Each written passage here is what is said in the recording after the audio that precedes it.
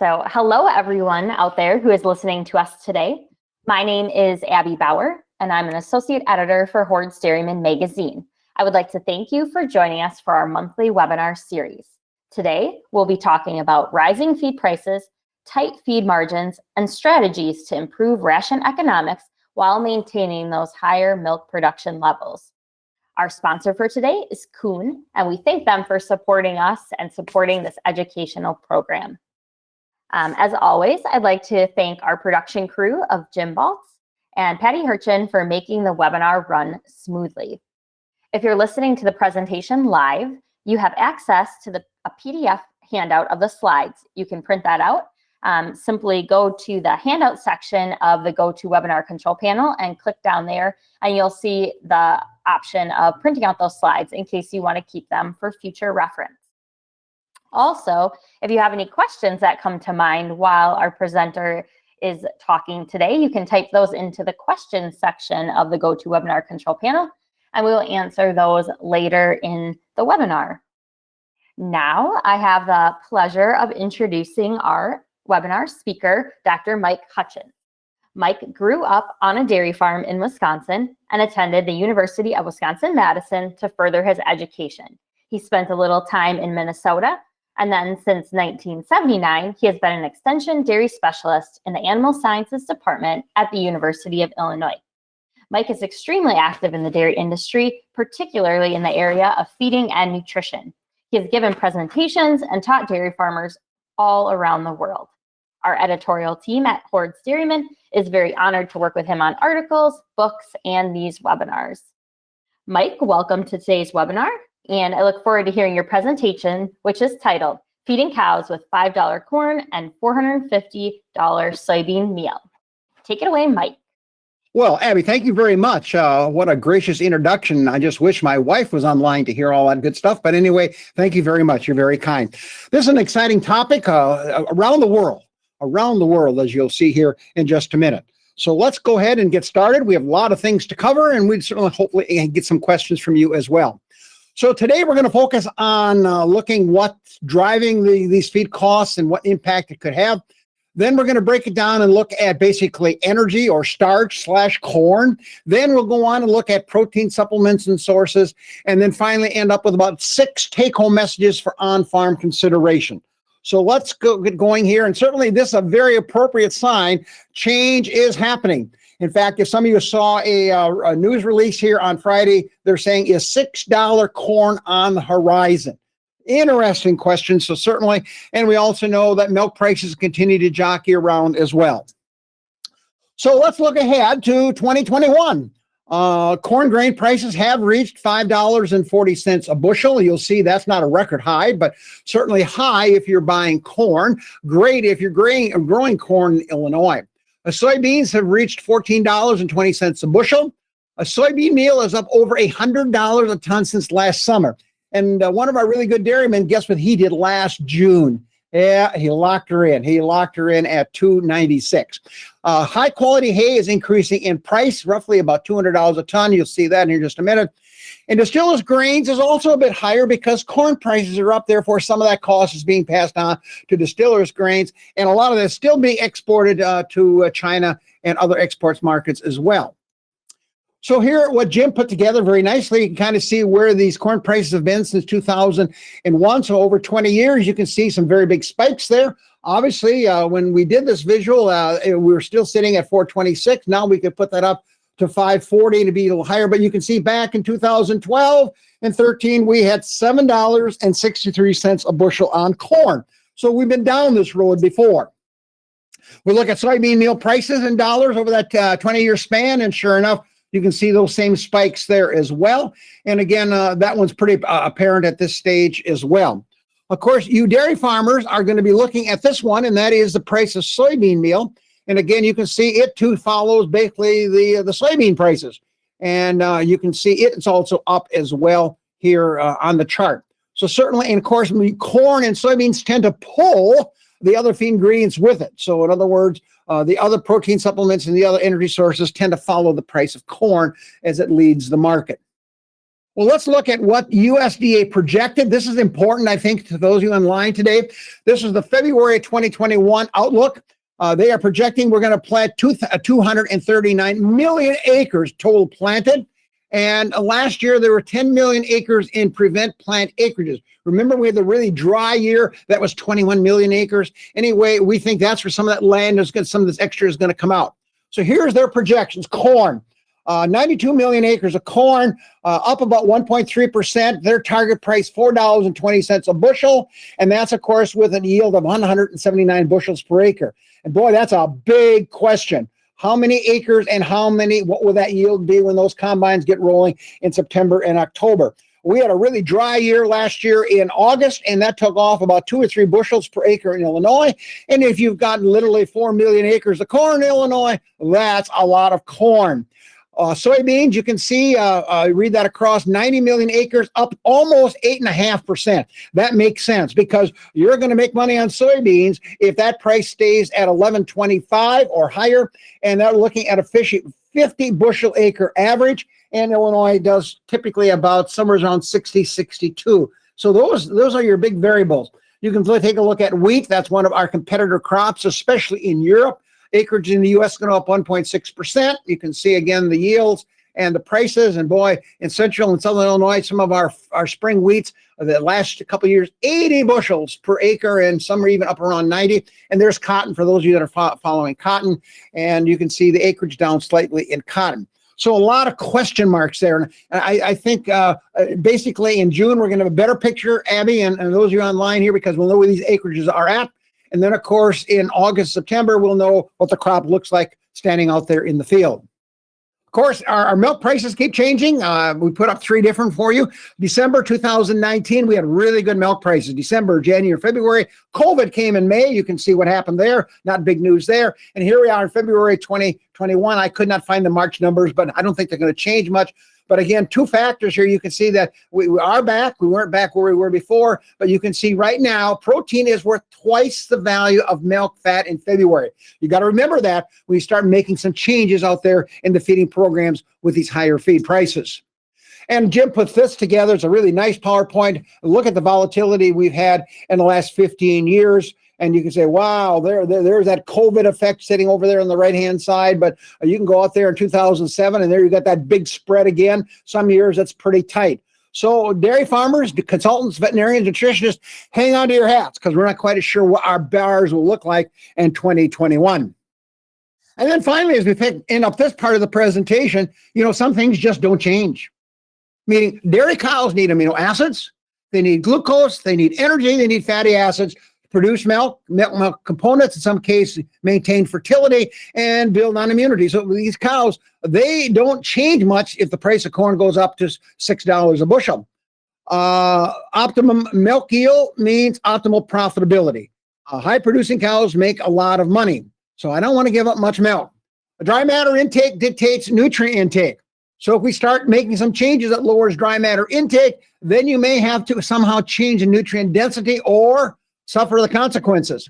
And finally, rumen fermentation is a must. That is your buddy. You'll see here intermediate just why. So those things have not changed with our current feed prices. Well, let's go on to phase 2 of our presentation today. We're moving right along. Managing expensive corn. So here's our first poll question. So Abby, maybe you want to read that? Yes, I will. So everyone who is in attendance today, we would like you to look at this poll question and answer it. And then Mike will address it afterwards. So the question is, what change will you consider with high-priced corn grain? So please select one of the following. You'll make no changes to your current ration, reduce the level of starch corn, substitute byproduct feeds, or feed more forages. So please click one of those answers and submit your answer. We will keep the poll open just for a few more seconds here. We have good responses coming in, a good group. And I think, Jim, we can close the poll now. And Mike, why don't you go ahead and look at or talk about these answers? Looks like our top choice was substitute with byproduct feed. So what are your thoughts on that? Well, it's interesting. I think any of these are possibilities. The good news, not many people picked the second one. 5% reduce the level of corn and starch, unless, of course, you're overfeeding corn. Byproduct feed would be a good choice if there's room in the ration.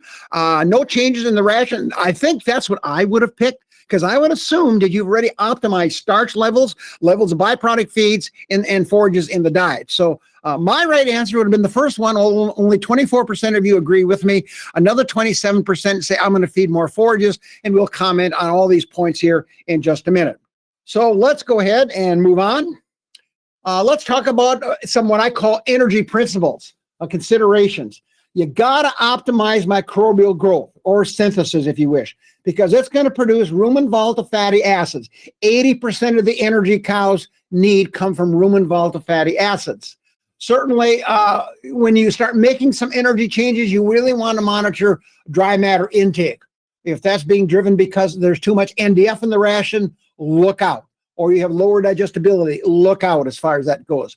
Be well aware that energy will impact total milk yield and milk components, especially milk fat. And finally, cows really don't have a starch requirement. If you look at the NRC, there is nothing listed there. I would tend to argue they do. And we'll fine tune that here in just a minute. Here's one other thing to remember, that not all starch is created equal. So in this PowerPoint that Jim put together, first of all, we look at sources. And you can see as far as rates, corn is modestly slow compared to wheat, barley, and oats, for example. So first of all, you got to be aware which of these crops are you going to be looking for starch here in the feeding program. Then on the right side is the form, and you can change how fast it goes. And you can see the slow majos are going to be the dry corn. Then we go to the high moisture corn. We'll talk about what is high moisture corn. And of course, the neat thing is that changes over time. And then steam flake is supposedly the fastest one in terms of rate of starch fermentation. So you've got some interesting decisions to make on the source and how you process that corn on your farm or purchase it from your local elevators or co-ops. This data comes from Fred Owens, and this is the site of corn starch digestion. I'm a little surprised. You'll see why in just a minute. Let's take a look, first of all, in the rumen. And you can see the winner there clearly is going to be high moisture corn. 76% of the starch can go in high moisture corn. So what's the good news? Well, it means I can really feed the rumen. What's the bad news? Well, you put too much of that, and now I have too much fermentable carbohydrate in the rumen and something called SARA, subacute rumen acidosis. So good news, bad news. Notice that and this is for dairy cows. He also did it for steers, slightly different graphing with steers. A dry rolled, you can see about 50%. What surprised me was the steam flake corn. I would have guessed that going to be a much higher, but it's about 52% in the rumen. Interesting number. Small intestine, you can see again that steam flake corn wins there, which means that we probably can deliver a little more glucose to the small intestine to be absorbed coming with the steam flake corn. You would be low in that with the high moisture corn. In large intestine, not a lot of activity there, so I'm not sure I need 19% of my starch being digested in the large intestine. I'd rather see that down around that 5% number. So that's an interesting discussion as well. Then we did look at what about processing this? This comes out of one of the older NRCs looking at the energy concentration. Of course, across the bottom of the chart is mcals per pound of dry matter. So you can see we can have some corn that's modestly low energy, some that's really high energy. That's that same corn kernel. Just depends on what you did with it on the farm. And now we look at 6 different processes. First is finely ground. That's the winner. 0.96 mcals per pound of dry matter, and we're estimating that around 400 to 500 micron size. Again, be careful because that one's got SARA written all over it if you feed too much of this finely ground corn. Then you can also get corn we call soft textured floury corn. It's not as hard a kernel. That's also quite high. Steam flaking, you'll notice it is also very, very high as well. Notice I put in there, was not in the NRC, somewhere around 24 to 26 pounds a bushel weight. So if you're feeding steam flake corn, and I visit your farm, that's the first question I'm going to ask you. What's the bulk density on that corn? If you don't know that answer, write that down. High moisture corn, over 26% moisture, and that's going to be quite high. In other words, if you go much below 26, it's going to act a little bit more like dry corn. So I want that corn at least above 26. A lot of people like it 28 or 30. And of course, the wetter it is, the more fermented it is. So that will change from the time you put it in storage until 2 months, 4 months later, it will increase in terms of energy value and degradability. There's my ground corn. You'll see it takes a slightly different drop here, or some will call that dry rolled. And then, of course, the cracked corn, you can see it's quite low there. And we certainly want to hit that a little bit harder, unless, of course, it's high moisture corn. So how you process the corn impacts the actual energy your cow can get out of that pound of dry matter. Another interesting one to think about, this is a thinker for you, and this comes from a webinar presented by a Spanish professor, and that's starch utilization. Where do you get the best utilization of the starch? Rumen efficiency, he said 70%. You're saying, why is it so low? Well, those bacteria need energy as well, and we'll get some methane production and carbon dioxide as well. So there's some losses in the fermentation process. The good news is if you get that glucose or that starch down to the small intestine as glucose, 97% efficiency as far as absorption goes. Now, the intestine is going to take some of that energy and the liver is going to grab some of that, but 97%, kind of interesting, isn't it? And then the large intestine is much less efficient at 62%. Remember, your cow needs glucose.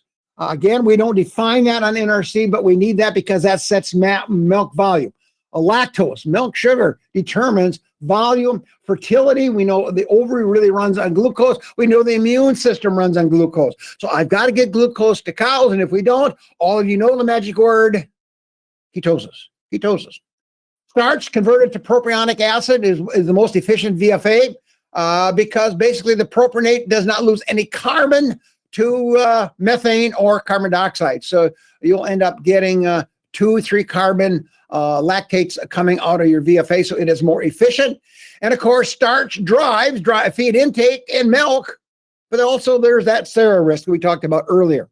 So it's kind of interesting, you nutritionists, you dairy farmers out there, that you really do have some decisions to make, especially when we get into this high level with the higher costs of corn grain. So here we go. Availability in the rumen. I like that number to be around 70% of my starch is going to be fermented in the rumen. Because I'm going to make VFAs, I'm going to make amino acids. More about that in just a few minutes. Then I'm going to get the next 25% in my small intestine, very small amounts in the large intestine. And we know that if we don't get this starch levels corrected, there are 2 questions that come to mind. How much glucose, how much enzymatic activity does the dairy cow have? So how many pounds of starch can she actually absorb? And then second of all, if it's not done properly, bloody gut syndrome. And it looks like that can be a contributing factor as well. Certainly, we could substitute high moisture corn for dry corn if you really want to maintain that rumen yield.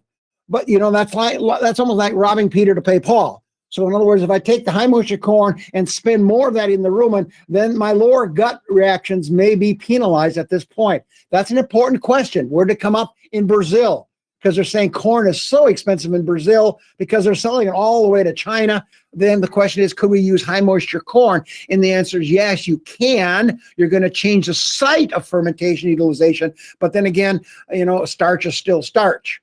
You can substitute well-fermented corn silage. That's good news for you dairy farmers that have a high inventory on corn silage. We all know that after it's been fermented for 3 to 4 months, it has a higher energy value than the day you put it in the bunker, in the pile, or in the silo, or in the bag. So let's summarize quickly as we end up this part of the presentation. Evaluating starch fermentation rates, look at particle size. For dry corn, 400 to 800 micron.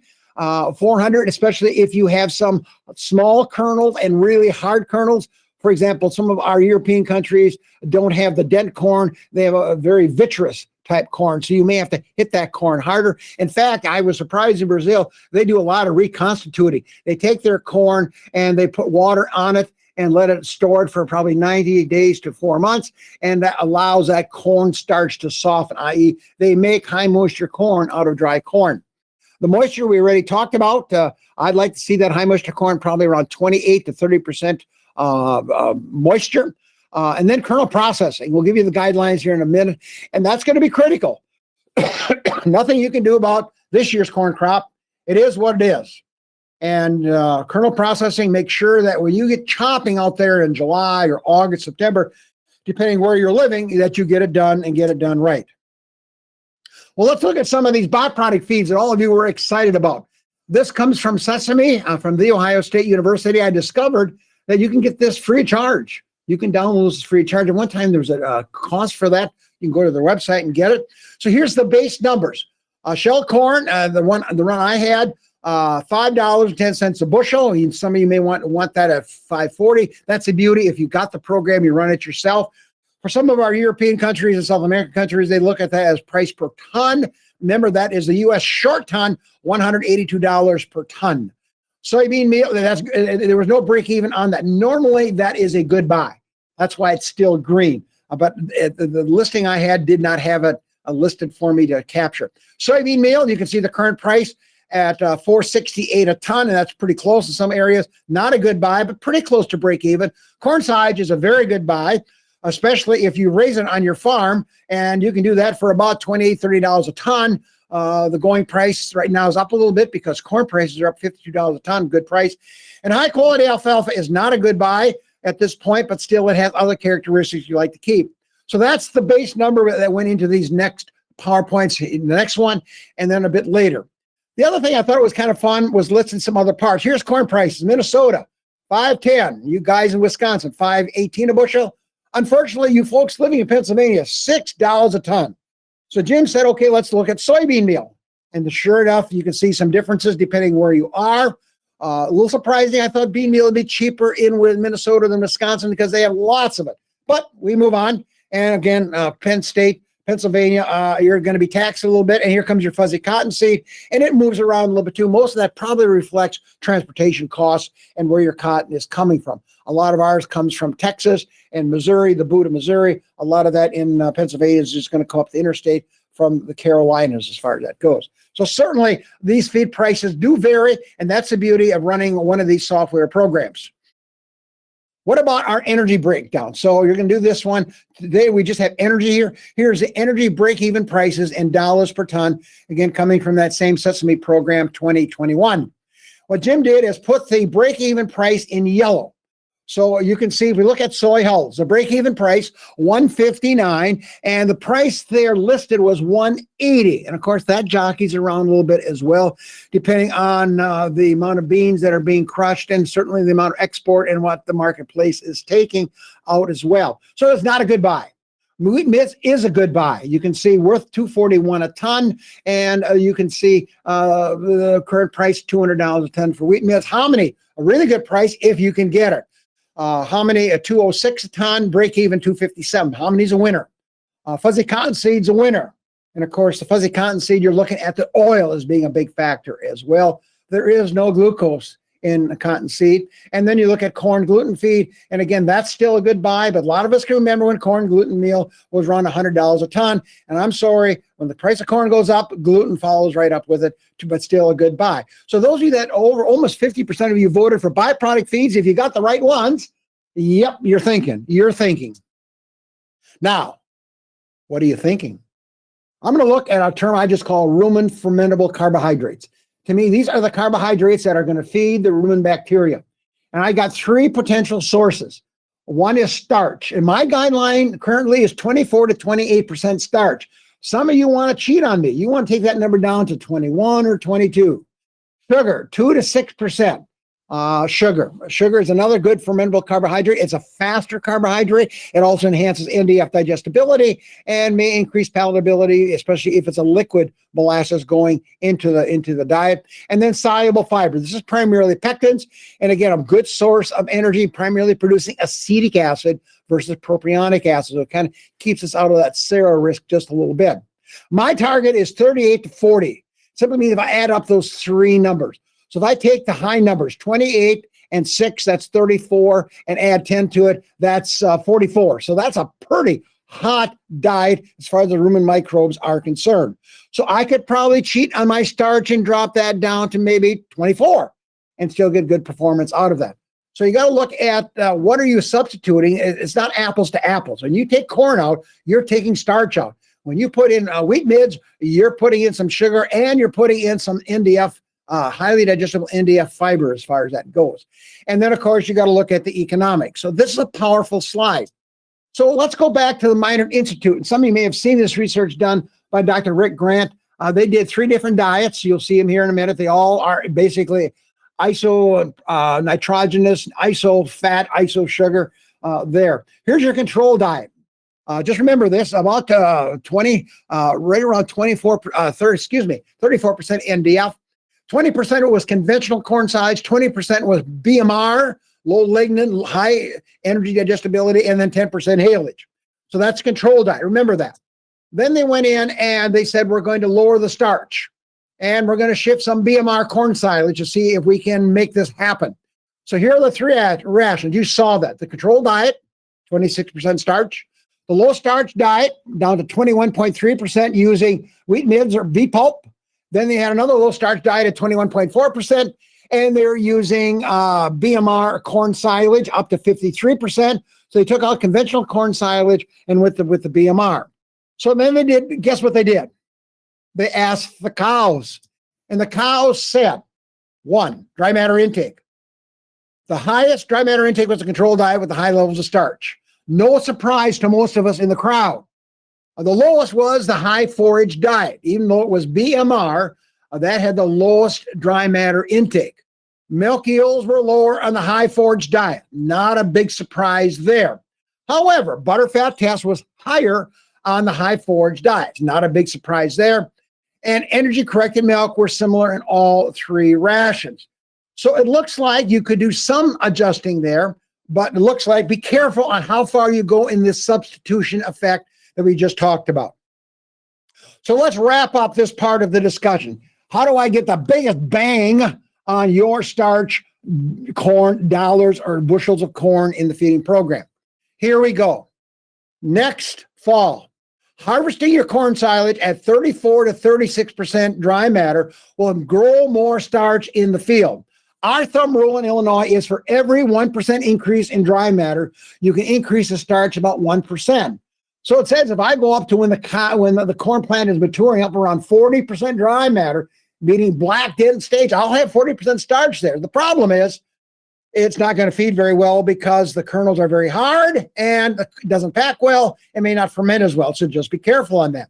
Number 2, I got to process that corn silage with a kernel processor. And that score has got to be over 70% run through the lab. So I want that kernel crushed. In fact, when I visit your farm, if I see corn kernels in the corn silage, I will say, gee, George, I think you should have tightened her down to about 1 to 2 millimeters setting on the crimper. You want to process the corn to get optimal energy content. We already talked about that. You saw that data. Should you be doing more high moisture corn? How wet should the corn be? How hard is the kernel? Should you be going down to 800 to 600 to 400 microns? Measure those numbers, ask your cows. And then finally, you may want to do what I call a fecal score.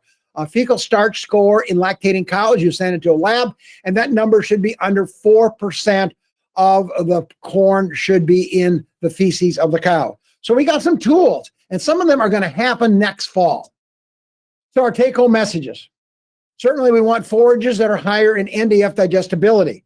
Then we can feed higher levels. Even though the Minor Institute didn't show us that good a response, it can be done. And of course, we now have some of these lower lignin silages, such corn, alfalfas, sorghum, Sudan grasses. Byproducts, if they're competitive price, you can substitute up to a point. You want to balance for RFC. Every farmer, every nutritionist, every veterinarian should be calculating that number. That did not come from the NRC. That is coming from field experiences here. Then considering a minimal level of starch. My number is going to be 23 to 24. Maybe you totally disagree, but you be careful because I know starch makes milk and starch makes milk protein. So interesting things to think about. Moving on to our expensive protein supplements. Another polling question. Abby, you want to walk us through? Yeah, so all of you out in the audience, whether you have a herd or if you're working with producers and helping them feed their cattle, the next question here is, what change will you consider with the higher price of protein sources? Your options are similar here, but no change in the current ration. Consider alternative protein sources. Add rumen-protected urea or urea.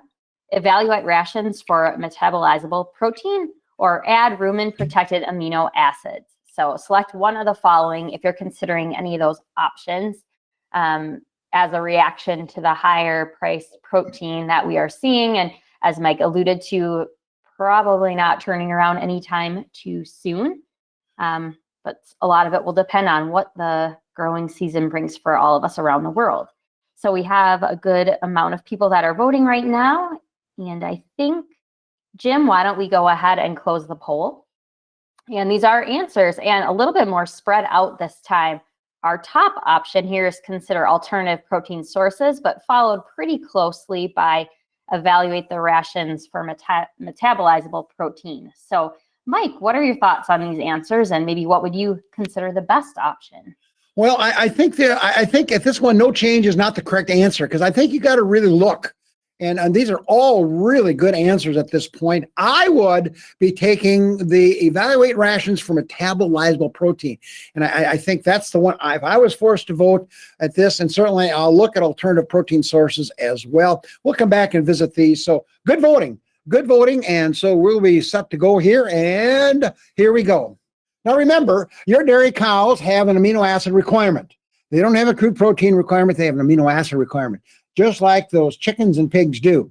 Metabolizable protein is made up of two factors: how much microbial protein is being synthesized, and that can be as high as 2/3 to 3/4 of all amino acids coming from extremely high quality protein in terms of amino acid lysine methionine balance.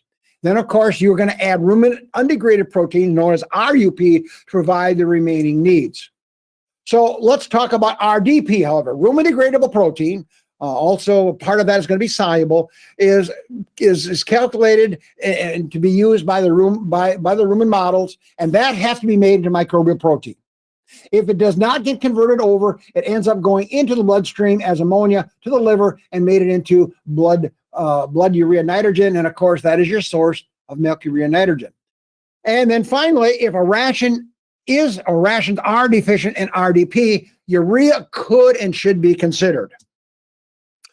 So certainly we got to be looking at these RUP sources, rumen undegraded sources, based on cost and the amino acid profile.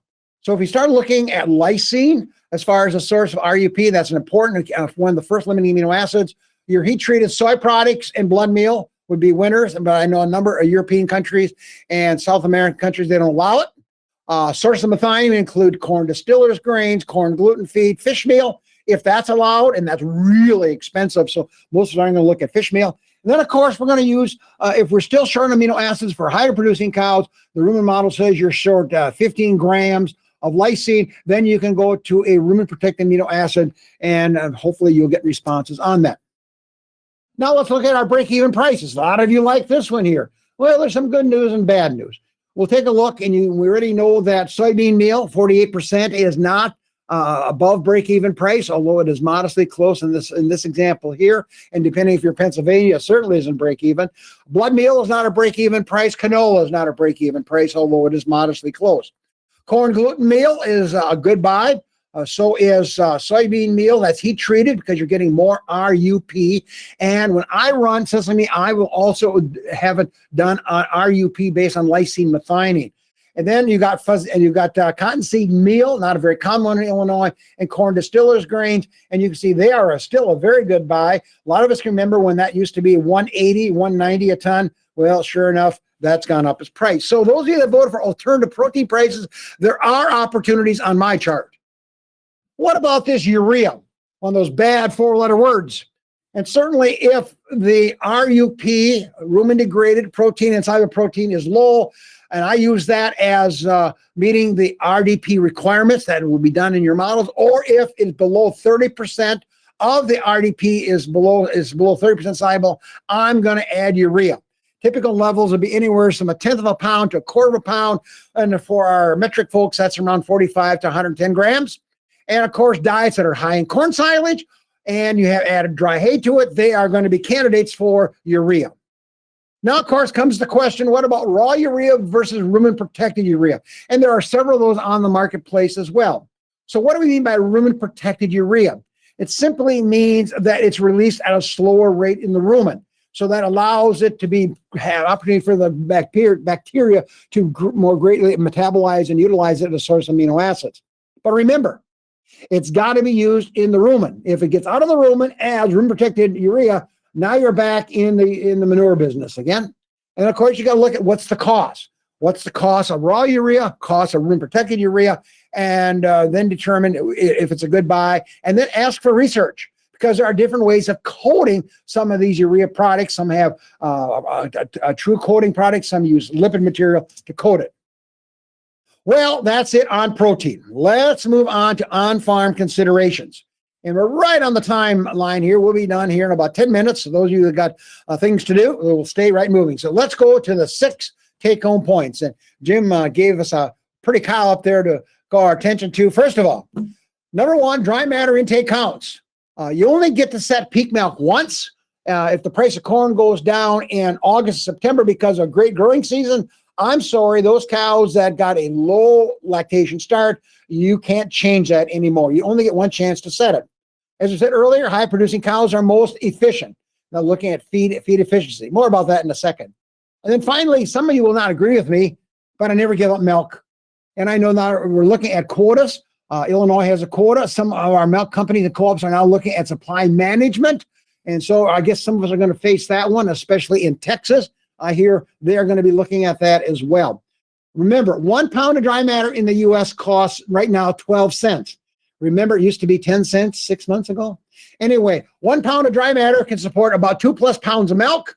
And that milk at 18 cents a pound is worth 36 cents. I put 12 cents into my cow. That's what I call marginal dry matter intake. Meaning I don't have to pay maintenance requirements anymore or any other costs of walking, breathing, replacing tissue. That's my marginal dry matter. I make 24 cents a cow a day. I'll take that all day to the bank. Here comes your feed efficiency numbers. A lot of you have seen this before. We've had a webinar on Hutjens Dairyman. You want to look at it, go back a year or two, and you'll see it there. Here are my feed efficiency numbers. You can see I want that number over 1.5. You can see high producing mature cows, that number will approach 1.7 to 1.8. First lactation heifers, 1.6. The reason they're down 1/10 of a point is that they're still growing on some farms at this point. If you're below 1.3 in your herd, you better have a rich uncle or a really good banker, because you're going to lose some money. And there you can see the math very simply over there on the right side.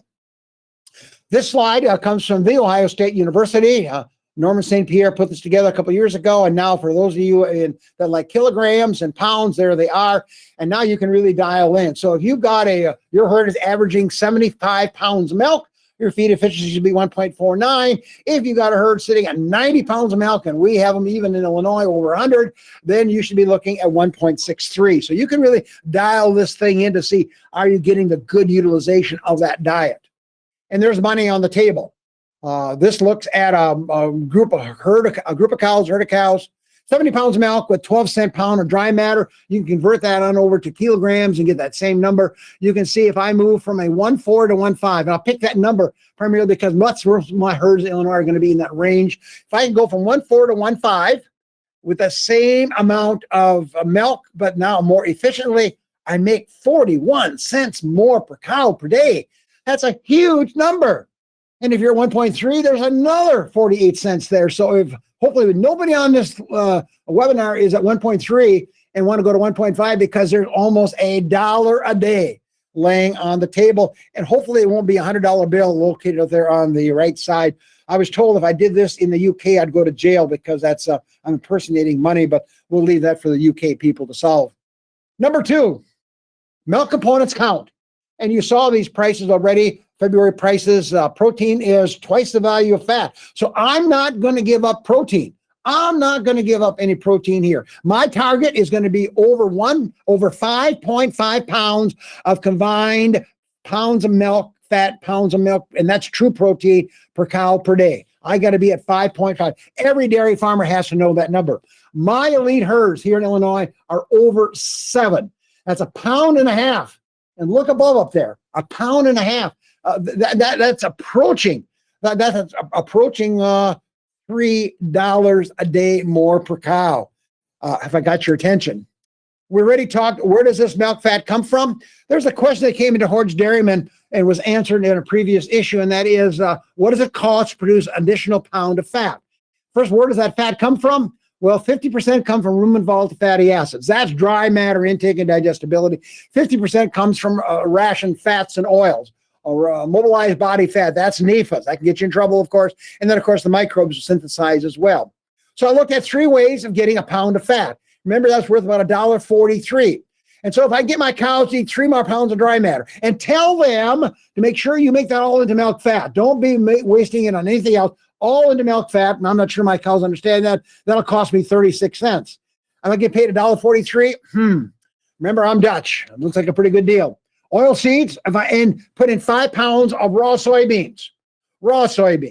At 10 cents a pound, that's going to cost me 50 cents. Still making some pretty nice money. I can look at inert dry fat. And if I tell them to make sure you take all that dry fat, don't you put that on body fat, don't you use that for reproduction, I'm going to use that for milk fat, that's going to be around 60 cents a day. So you can see there are, and that's still a pretty good deal depending on your fat source. What about 1 pound of protein? There are your sources. We covered that a bit earlier.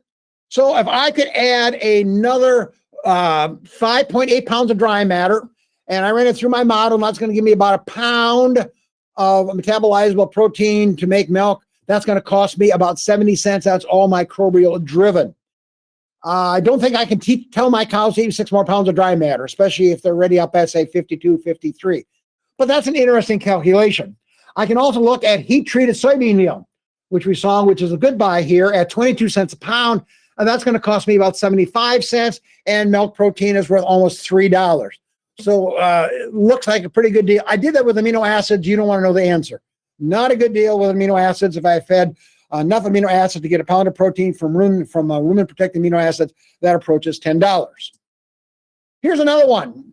You may want to, hopefully you've printed this out. Abby told you could do that. And that is there money laying on the table. Let's look at the protein side of it. And what you have over here on the protein side, you can see 1st, 2nd, and 3rd lactation cows. You can see 4 different levels of milk production. And if you look at milk protein in the first 100 days, and there are 4,000 herds in this database that comes from North Carolina, you can see they're all below 3%. So listen, let's see my mouse. I don't have a mouse here. Someone prompted me to use a mouse. Where am I? The ceiling? We can see it, Mike. Oh, you can. Oh, I can see it. I was on. There we go. Thank you, Abby. There you can see it. So look at that. Even my good herds. Now, the good news is the high-producing herds are better than the low-producing herds. But you can see a tremendous opportunity here to build up milk protein that genetically is there if you can get the amino acids to the cows. Go home and take a look at this off your DHI records. Milk fat, there are some opportunities as well, especially in some of the lower-producing herds as we go through that. So there it is. It's laying right there in your DHI reports. Number 3.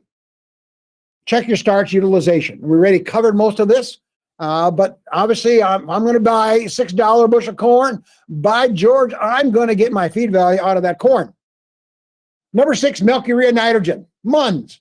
Great way to evaluate rumen function and types of energy and protein in the diet. My target is 8 to 12. In fact, my best herds are right around 9 to 10. Notice if you get much below 8, you may need more rumen-degradable protein. That's got urea written all over it. Why? Because my rumen microbes need that as a source of ammonia to produce amino acids. And on the far right, you could have some impact on fertility, reduced nitrogen efficiency. That's another topic for another day, and some environmental concerns. Number 5, forage quality. We are right on the money. Some of you are going to be harvesting in the next 2 to 4 weeks, 5 weeks, legume grass forages. Some of you are making small grain forages right now. Make sure you maximize NDF digestibility, because if that's a high number, I don't need as much concentrate in the feeding program, and that's got soybean meal and corn written all over it. Consider these hybrids that are high in NDF digestibility, lower in lignin. Lock in forage quality for 2021. That's an old story, because otherwise the grain prices will really have you scratching your head. And then finally, high corn silage-based diets. If you are feeding 20 pounds of corn silage dry matter, 45% of the starch is coming from the corn silage, especially if you have it fermented for 3 or 4 months. Number 6, let's evaluate your feeding economics. And I like these 4. If this is a dairy business, which it is, then every dairy farmer should know these numbers, or their consultants, or the veterinarians. Income over feed cost, everybody loves this one. It says, do I have any money left over to make a buck this year? However, the second one is going to feed cost per pound of dry matter. That reflects your feed ingredient selection. That's why some of you want to use byproduct feeds and urea. Feed cost per 100 pounds of milk. This reflects, again, milk yield and your feed inputs. And then feed efficiency simply answers the question, well, how good are my cows at converting my feeds into milk? And there are some herds in Illinois that should get out of the milk business. Their efficiency is so poor, they are not making any more money by running their crops through dairy cows. Here is my budget. We are not going to walk you through that. Every dairy farmer has that. You can see the budget. But the bottom line here, I got 49 pounds of dry matter, and that's going to cost me $5.76. Now, here is the magic numbers. Two take-home messages here. There's that same $5.76, and there's your feed cost at 12 cents per pound of dry matter. Like I said, a year ago, it was 10 cents. Now, that's going to impact your MPP program because remember, hopefully half the dairy farmers in the United States have signed up for that. That's going to give you a little more margin that you may be paid it for looking at the price of feed versus price of milk. And then I look at two different levels of milk production, 80 pounds of milk and 70 pounds of milk. And now you can look and just look at 80 pounds. Feed cost per 100 weight of milk, $7.20. Income over feed cost, $10.80. Feed efficiency, 1.63. Those are really good numbers. Really good numbers. Look what happens at 70 pounds of milk. They all go south. My feed cost per 100 pound of milk goes up $1. My income over feed cost changes by $1, and feed efficiency drops to 1.43. So, wow. This tells me, this grades you out on how you're doing. So here we go. What are those numbers looking like? And again, Jim, I'm in the UK. I'm going to jail, I guess. Anyway, income over feed costs, I want that over $10.50. My Illinois dairymen say that's what it takes to cover all my costs. Veterinary costs, banker costs, debt load, all those important things. Look at feed costs. I like to be under 12 cents per pound of dry matter.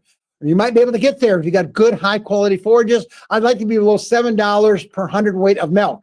High-producing cows will help me there to get there quite a bit faster. And then my last goal is going to be feed efficiency. I want that over 1.5 value of pounds of 3.5 fat-correcting milk per pound of dry matter. So what's our take-home messages? And we're just 2 minutes late here, Abby. Take-home messages. Number one, just be careful. Evaluate these economic impacts of reducing corn and or your protein supplements in your ration. Just don't give up milk or milk components. Be really eyes wide open. There are opportunities maybe in your ration. Just be careful. Be sure you look at alternate sources of energy, but I would use the rumen fermentable carbohydrate model, which really mimics what the Minor Institute and Dr. Rick Grant did several years ago. Number three, if you are not using a rumen model to predict the impact of protein, how much rumen degradable, undegradable amino acids you have, get on board because these models are just powerful, powerful. And then look at your MUNs. I think MUNs, every ship of milk, every truckload of milk that leaves your farm here in the United States, you get that every day. So if you're going to start playing games with starch, yes, starch can change MUNs, protein sources can change MUNs. And then finally, calculate the big four, what I call the big four feeding economic questions. And the question I have for you, are you going to be competitive in 2021? So with that, Abby, we are pretty well done. We will welcome any questions. I know we had several, I was glancing, several came in, and we'll turn the program back to you, Abby.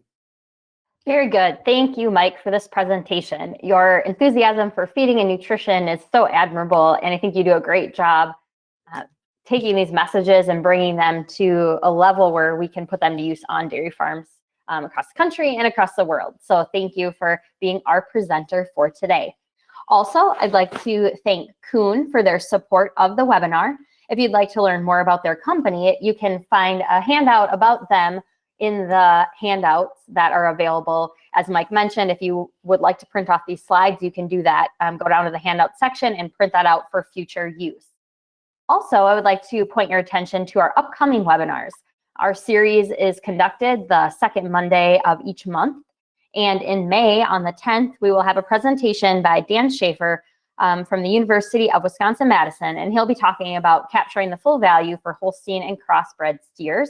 We know that beef on dairy is growing in popularity, and some people are looking for better ways to get more value from the steers that you're raising. So we look forward to that presentation in May.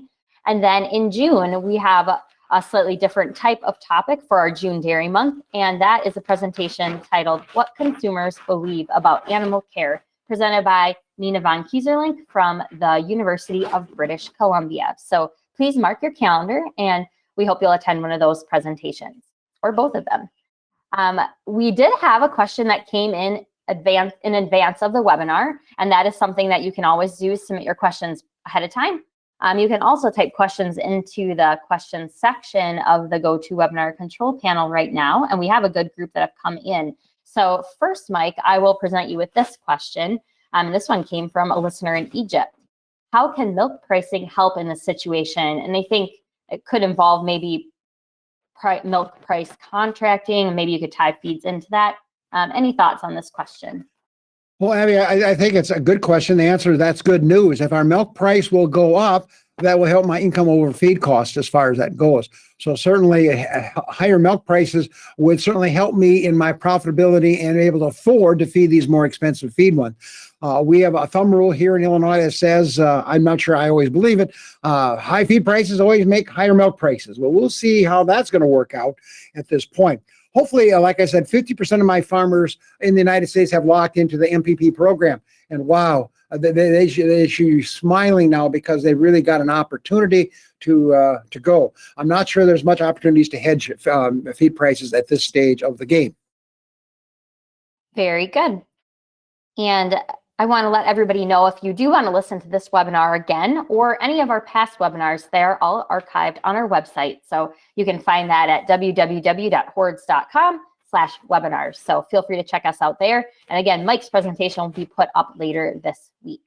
So Mike, we had a good group of questions that came in. So I am just going to start going through some questions and comments here, and please respond as you see fit.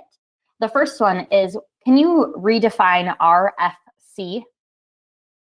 Sure. RFC is a kind of a Hutjens term. It's rumen fermentable carbohydrates. And so that includes starches, sugars, and soluble fibers. So these are the carbon structures that the rumen microbes have an opportunity to utilize. Sugar, about 100%. As far as starch, you saw that could be anywhere from 55 to 60 to almost 80% in the rumen. So again, quite a big variable. And the same thing with the soluble fibers. Most of the newer software programs have that listed there as well. Those are primarily some of the pectins and more digestible MDF fractions that are there as well. So to me, you can do some mixing and matching. We like to use that number 38 for lower producing herds, 40 for high producing herds, and that gives you some flexibility, because otherwise I'll bet you a piece of pie that if you go in and take out a lot of the starch down, say 18%, and come in with soluble fiber, your cows are going to tell you something, and you are not going to be a happy camper. Thank you for that. The next question, what is the best range for feed costs per hundredweight of milk that you would recommend to achieve, to strive for based on the future feed prices? That's an interesting question because it's got milk yield stamped all over it as far as this goes. Notice if you go back and look at those 80 and 70 pound numbers, I think they were in the mid $7 and mid $8 range there. So I think if you can, if it's a high producing herd, I would argue you're going to get below $7 per hundredweight of milk. If you're an average herd, you're probably going to be around $7.50, maybe closer to $8. So the level of milk production. So I'm going to wince on that one a little bit and said I'm not sure there's a magic number, but to me, if you can stay below 7, either by high milk production or strategically feed ingredient pricing, then hooray for you! Hooray for you! Yeah, we've got some tough questions here for you, Mike. So I'm not sure what if you want to comment on this one, but what about the variety of corn that contains amylase enzyme and utilizing that for corn grain, high moisture corn, or corn silage? Any thoughts on that, or anything you want to say about that? Yeah, it's interesting. We keep watching for the research to come out on this. I'm not nearly as excited about it. If I was feeding pigs and chickens, I'd be much more exciting about it because basically, if you process the corn properly, then I'm saying 75% of the starch is going to be utilized in the rumen. The amylase is going to break down the starch into glucose. So maybe it becomes more sugar-like, if you wish. I better not say that or someone's going to go nuts. But anyway, I'm just cautious with them. I need to see some more research on it. The enzyme I'm excited about would be an enzyme and that would break down fiber, but that's another story for another day. So I'm cautious with the amylase enzyme for lactating cows, unless you're going to get a lot of starch going down to the small intestine. But I don't want to be there. I don't want to go down that slippery slope. Thank you for touching on that. Another maybe tricky one here, but there's a lot of talk about feed additives used to reduce enteric greenhouse gas emissions. Some may say that they'll increase butter, fat, and protein without negatively impacting milk. Any comments on the impact on component production and milk production by feeding these additives? Yeah, great question. You're really listening, and the answer is yes. These feed additives, if they're going to reduce greenhouse gases, and here we're looking primarily at methane, that's a winner. Because if your cow is burping up 6-7% of her carbon as methane, that means she cannot make that into rumen via phase. She cannot use that as a source of glucose. She can't make milk out of it as far as that goes. So, and there are some very good additives on the marketplace and a lot of interest. You probably saw in the last issue of Hutjens Dairyman, the essential oils come right into that bailiwick. Some of the ionophores come in there as well. So it simply says I call that a win-win. It's a win for the cow because she says I have more carbon available to be used for some biological function in that cow. It's a win for my consumers because theoretically I lower my carbon footprint, and of course we're getting all kinds of discussion on that one as well in the feeding program. So yeah, I think, and obviously if she's got more carbon, what's she going to do with it? Well, she could produce more milk. She could increase butter fat. If she does it in the rumen, she could make more amino acids and increase milk protein. So the answer is yes. I think don't be too surprised that some of these feed additives can do it. Now, some of the feed additives also decrease fiber digesting bacteria. And of course, that's a source of acetate, which is one of your milk fat precursors. So it's kind of a double-edged sword. Just be careful what you wish for because you may not get what you expect. Very good. So we had a comment questioning the use of the term rumen protected urea versus encapsulated urea that's not consumed by the bugs, but then is still fully available in the rumen. Any thoughts on that, Mike? Yeah, I use rumen protected because a lot of us understand that in protein. In fact, I'll get in trouble. I call fats and oils rumen protected energy because the bacteria can't do much with that in terms of utilization. They may saturate it, but that's about it. So it's encapsulated so that, but there's the problem with the question. It's not consumed by the bugs. It better be consumed by the bugs. In other words, if that urea is not broken down into ammonia in the rumen and your bacteria, microbes don't convert that into microbial protein, then you are back, as we said earlier, in the manure business as far as that goes. So the questioner is right. It's basically rumen protected in the sense that it's less available and releases at a slower rate. So that maybe 2, 3, 4, 5, 6 hours after feeding, there's still some of it being released. When you use raw urea, boy, it goes quick. It really goes quick. And that's why some people put sugar in the diet because they're trying to marry that rapid urea nitrogen ammonia with the sugar coming from there. So the question is correct. But when he said not consumed by the bugs, that's a no-no. Okay.